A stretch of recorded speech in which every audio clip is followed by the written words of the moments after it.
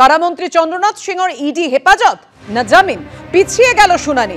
চন্দ্রনাথ সিংহের বিরুদ্ধে আরো তথ্য প্রমাণ পেশ করলো ইডি।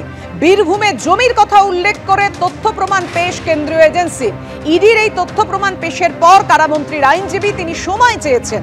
শনিবার ব্যাংশাল কোর্টের বিশেষ ইডি আদালতে এই মামলার শুনানি হতে চলেছে, অর্থাৎ নজর রয়েছে শনিবার।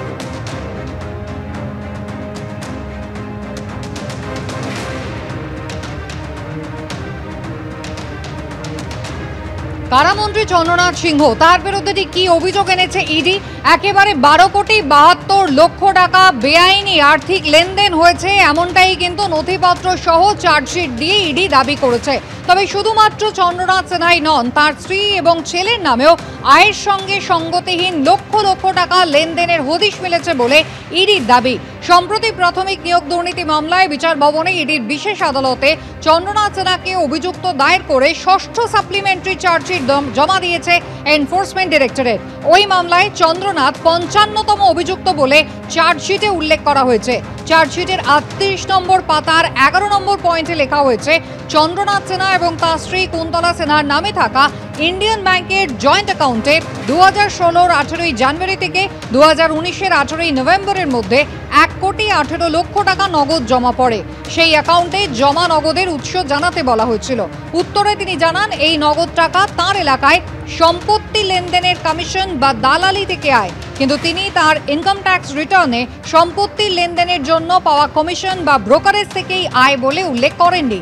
চার্জশিটে ইডি আরও দাবি করেছে, নিয়োগ দুর্নীতিতে জড়িত 2 অভিযুক্ত কুন্তল ঘোষ এবং তাপস মণ্ডল লিখিত বয়ানে জানান, চন্দ্রনাথ সিনহা অযোগ্য প্রার্থীদের নামের তালিকা তাদের কাছে পাঠিয়েছিলেন।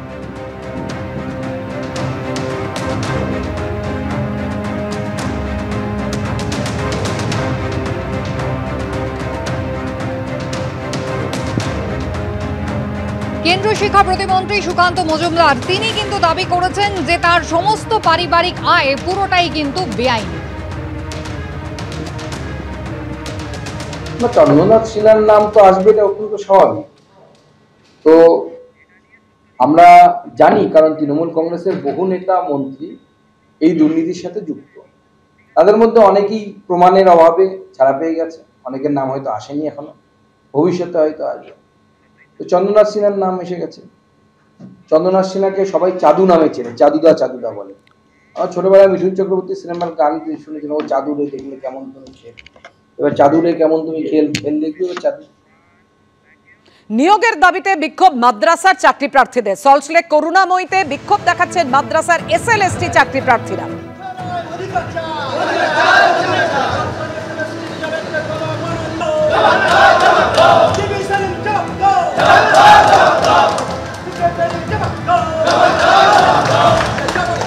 কথা বলবো, আমাদের সঙ্গে রয়েছেন আমাদের প্রতিনিধি সত্যজিৎ বৈদ্য। সরাসরি আমরা সেই ছবি দেখতে পাচ্ছি। সত্যজিৎ,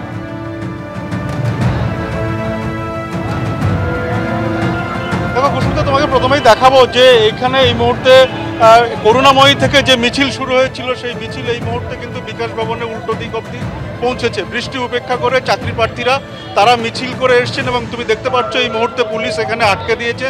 যদিও যারা চাকরি প্রার্থী বিক্ষোভকারী তাদের যেমনটা দাবি যে এই পর্যন্ত মিছিলের অনুমতি নেওয়া হয়েছিল এবং এরপর তারা স্মারকলিপি দেবেন। এবং এই যে বিক্ষোভ, এই যে প্রতিবাদ কর্মসূচি, সেখানে মূল দাবি হলো অবিলম্বে নিয়োগ করতে হবে। গত 3 বছর ধরে মাদ্রাসায় কোনো নিয়োগ নেই।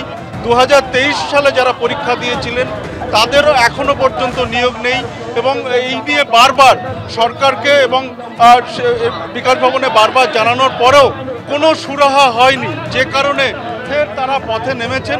পাশাপাশি তারা যেমনটা বলছেন যে এই তাদের দাবি পূরণ না হওয়া পর্যন্ত আন্দোলন চালিয়ে যাবেন। কি অভিযোগ? আমাদের অভিযোগ স্যার, প্রত্যেক মানুষের একটা উদ্দেশ্য থাকে। আমরা যে মাদ্রাসায় পড়েছি, পড়ার পরে একটা জায়গায় এসেছি, প্রত্যেকের একটা উদ্দেশ্য থাকে। সেই উদ্দেশ্য নিয়ে আমরা দীর্ঘ 12 বছর কোনো শিক্ষক নিয়োগ হয়নি। তারপরে পরীক্ষা হলো, পরীক্ষায় আমরা পাস করে আসি। আমাদের দাবি হচ্ছে প্যানেল বাইরেও রেজাল্ট যেটা আমরা দিই সেটা রেজাল্টটা প্রকাশ হোক, এটা হচ্ছে আমাদের দাবি। 2023 সালে পরীক্ষা দিয়েছিলাম, 24 সালে রেজাল্ট দিয়েছে, আজকে 25 হতে গেল, এখনো পর্যন্ত তার কোনো খবর নেই। আমরা চাইছি সরকার আমাদের দিকে সুনজরটা দেয়। এটা একেবারে অবিলম্বে নিয়োগের দাবি এবং সেই দাবিতে একটু আগেই কিন্তু আমরা যেমনটা দেখলাম করুণাময়ী বাস স্ট্যান্ড, সেখানে জমায়েত করেন।